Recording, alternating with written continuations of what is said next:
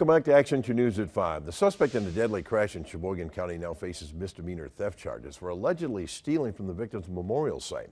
Samantha Cavalli joins us now live from the newsroom with how investigators learned about that crime. Samantha. Bill, in May, 24-year-old Nathan Heitzman was initially charged with knowingly operating a motor vehicle while suspended, causing death. He's now also been charged with homicide by a vehicle, use of a controlled substance, and in a turn of events, now charged with theft of movable property.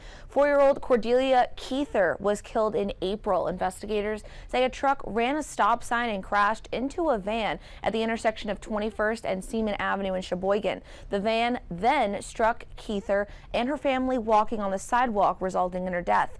A cross was placed at the memorial site that was bought by the victim's family. Investigators say witnesses from Heitzman's workplace told them that Heitzman was seen with the cross. The complaint said that Heitzman told the co-worker that he took the cross, quote, as he needed it for himself, or a statement along those lines. At the time of the theft in August, Heitzman was out on bond in relation to the fatal crash.